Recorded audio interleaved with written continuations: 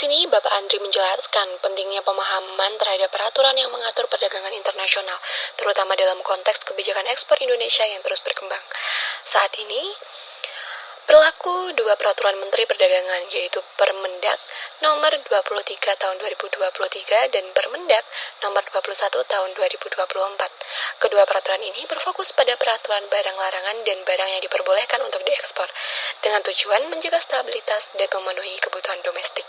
Salah satu alasan peraturan barang larangan adalah untuk melindungi kepentingan dalam negeri termasuk lingkungan dan keamanan masyarakat.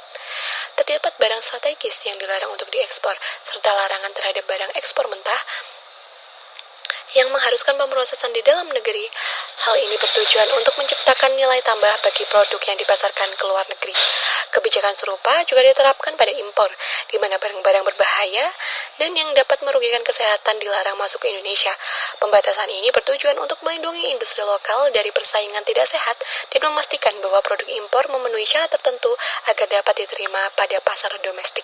Bapak Andri menekankan pentingnya minimalkan kegiatan impor agar tidak berdampak negatif pada pendapatan negara. Untuk meningkatkan efisiensi pada proses perizinan, Direktorat Jenderal Perdagangan telah meluncurkan transformasi digital yang memudahkan masyarakat dalam memajukan proses permohonan ekspor dan memenuhi berbagai persyaratan. Proses ini kini terintegrasi dalam sistem yang lebih praktis. Penyusunan kebijakan perdagangan luar negeri melibatkan berbagai instansi terkait, di mana kementerian dan lembaga berperan aktif untuk memastikan bahwa regulasi yang disusun tidak saling tumpang tindih dan sejalan dengan ketentuan nasional.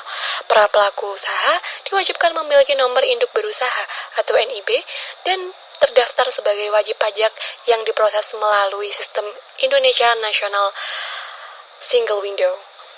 Di sini Bapak Andri juga memaparkan bahwa regulasi teknis juga menjadi perhatian yang sangat penting.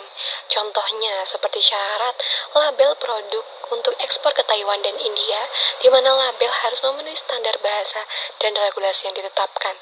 Bapak Andri juga menyoroti pentingnya sertifikasi halal untuk produk makanan dan minuman. Mulai per Oktober 2024, semua produk yang dijual di pasar domestik dan untuk ekspor harus memiliki sertifikasi halal dengan resiko penahanan bagi produk yang tidak memenuhi syarat. Secara keseluruhan, kebijakan perdagangan saat ini berupaya menciptakan keseimbangan untuk kebutuhan domestik dan berpartisipasi dalam pasar global, sambil memperhatikan aspek kesehatan, lingkungan, dan perkembangan industri dalam negeri.